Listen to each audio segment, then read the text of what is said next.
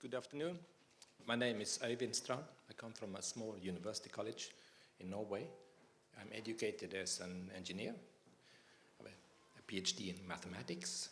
So after years in this industry, I went to the higher education institution and I teach innovation management and entrepreneurship in a local university college. I will talk about two things that are essential in entrepreneurship. That's failure and context. Okay? The broad research questions. How should a small regional university college be able to compete with academic universities on research funding?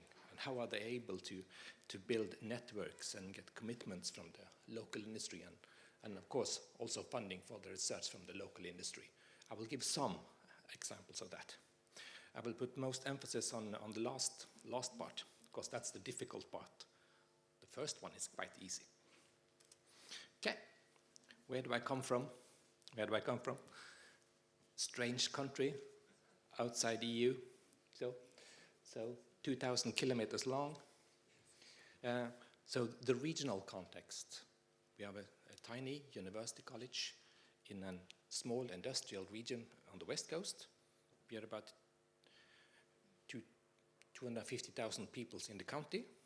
We live in the largest, by far the largest city, 45,000 inhabitants. So it's really a big city, you know. And but the industry is quite strong. It's the focal point of the maritime offshore cluster in Norway.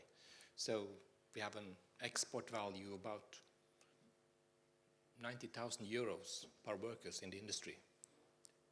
And in that figures, you don't take into account oil and gas at all. You put that apart.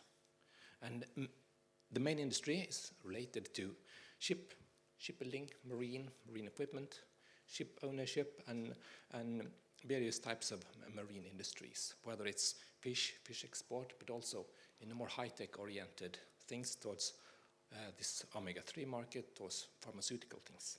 So that's our regional context. It's 600 kilometers to Oslo, south, 300 kilometers to Bergen, and 300 kilometers north to Trondheim. So there's no real academic university within a reach of 300 to 600 kilometers. So, okay, that's the landscape, the geographical landscape. But we're also a part of an educational landscape. And now I borrow for some of Professor Coyle's colleagues. This is from a review made by Alan Gibbon's colleagues. You're probably familiar with that there are some trends in higher educations, which we can see in Europe. We can even see it in Norway, so they must be strong. So there seem to be changes from research that's individually focused on the researcher's curiosity towards something that's shared knowledge, to something that has to do with trying to solving the problems in society more than for the curiosity of the single researcher. That's the first trend. Second trend is the funding. I come from a Nordic country and we are used to that the government will fund us. And we have a stable funding for years. But now the funding is performance-based. They count the number of students, number of ECTS, number of papers, number of people with PhD, and they count a lot of things, and then they give us money afterwards. There's also a tendency that you move from stable structure to projects which are limited in time. And the third one is concerning the nature of the knowledge. It used to be discipline-oriented knowledge and research, but now things are moving towards interdisciplinary knowledge. You can use the various terminology for that. You can use Giddens terminology to talk about mode 1, knowledge on mode 2, but we used to do research with our fellows down the corridor. But two of my latest paper, it's together with two researchers, and we have never met. We can do it in flexible networks all over the world, so the landscape is changing. Okay. Now, The framework for the analysis. I think the triple helix theory of Etzkowitz and Leidesdorff, it's quite a good framework. And actually, we have been doing quite a number of works together with Leidesdorff. And that is no problem, being a part of a tiny university college on the west coast of Norway and cooperating with the world-leading researchers. That's no problem. It's just an email away. It's possible to do it. So, and in their original paper from 2000 in research policy, they kind of archetype three types of economies. The first one is the political economy, where the state and the government kind of rules everything. It kind of governs the academia and the industry. That's closely associated to dictatorship, but he also used Norway as an example for that. We have been quarreling a little bit with that, so I think at least Leidesdorff will moderate his views now. But okay, that's the picture. It's the political economy. Second archetype is the market-driven economy, or the laissez-faire system, where the industry or the market takes the lead and the actors are decoupled. They don't care so much about each other as long as we get the funding. Who cares about the industry? The third archetype is the balanced model, or the triple helix model. That's suitable for the knowledge economy. Then the knowledge provider, the universities, they have a leading role. Not the market, not the government. And then the theory describes these interactions between the three spheres. And I find it quite fruitful. And sometimes it's interpreted as a static picture up to the right. That's not true. It's time series. My background is in mathematics, so that's very nice. It's time series. They co-evolve, and it's possible to model it mathematically. Actually, we have done it, but that will be. I wouldn't cover that today, but just to say that the triple helix theory is mainly split into two directions. One is the neo-institutional branch, which has been led by Henry Etzkowitz, and the other one is the neo-evolutionary that's made by Leidesdorff, where we combined the theory with elements from information theory, use Shannon entropy, and we can model the complete economy, complete systems. So we can try to find areas with high level of synergy and with low level of synergy. And if we go back to a Norwegian picture, we will say that typically the regions on the coast are regions with a high level of synergy. But it's another publication. Okay? So to our project. We're trying to establish a project with the industry. Of course, we need the funding. The Research Council set up an arrangement inspired by the triple helix theory, and it said that, okay, if you solve these problems for the industry, and the industry pay 20%, then we will pay the rest. That's the framework.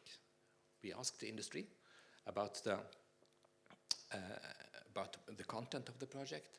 They agreed that this was relevant. We were very happy. We built an academic consortium with strong partners. Our institution was the weakest partner. And we did that during a period of 16, 18 months. We used that. We find a research front. We got connections to strong academic networks in outside Norway, of course. And we formulated a wonderful application. It was really wonderful. We asked for 2 million euros over 3 years for three PhD students, one at each institution. And then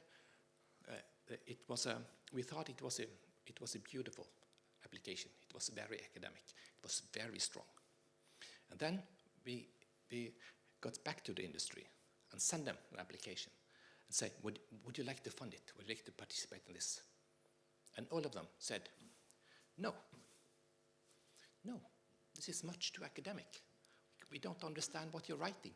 There's references up and down. We don't know the language. No, we will not fund this. And we closed down the process. closed down the process. But after, of course, after we did that, we went back to the industry and asked, what should we have done then in order to do it? And I will skip that one, but okay. But the advices we got was, first, try to find an insider inside the organization. Then you should talk to him.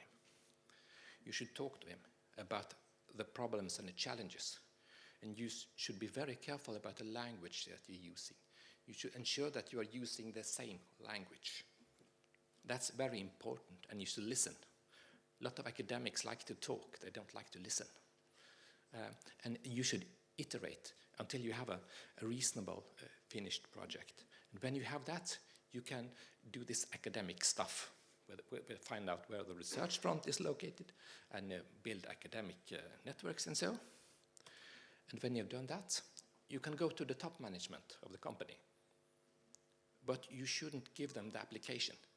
You should give an oral presentation in their own words, so they understand the relevance of it. At the same time, insiders in the organizations will inform the management about the problems, about the process. We have been talking about this for years. So conclusion. We failed to build a knowledge building project, but hopefully it will learn us how to build it in the future. Thank you. Thank you for the very, very informative presentation. Your questions, please.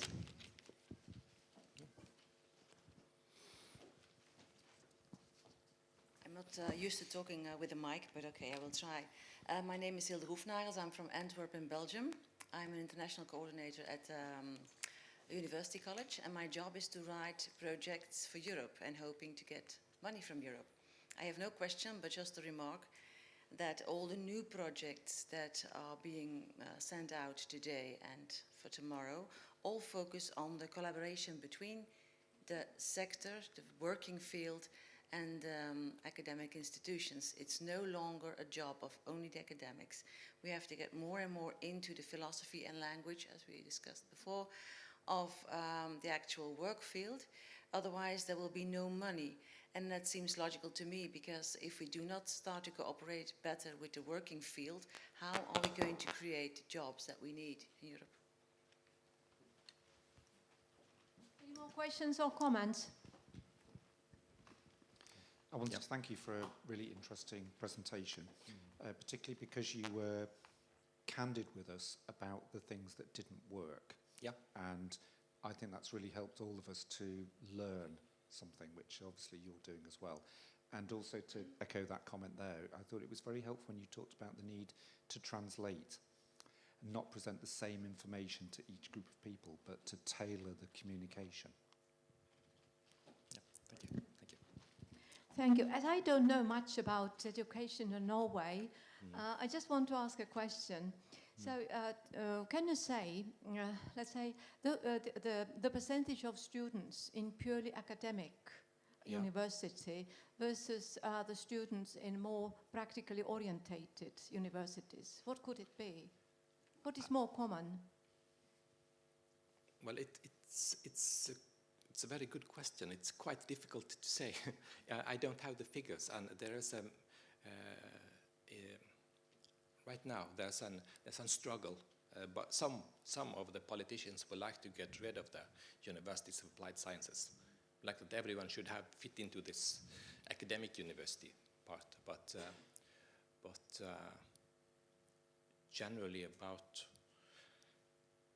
it's difficult to say. It's difficult to say.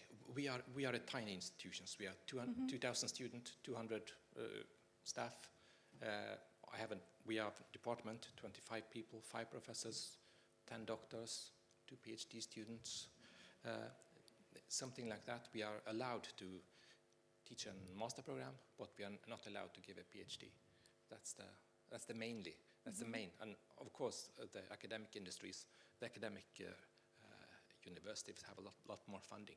But we have a kind of a regional responsibility for providing workers for nurses and engineers and economists locally.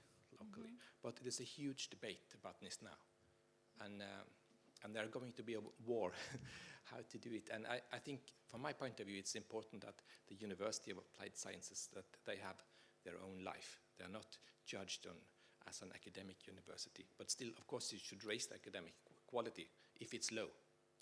But you mustn't entirely focus on academic excellence, because if you do that, you end up like we did.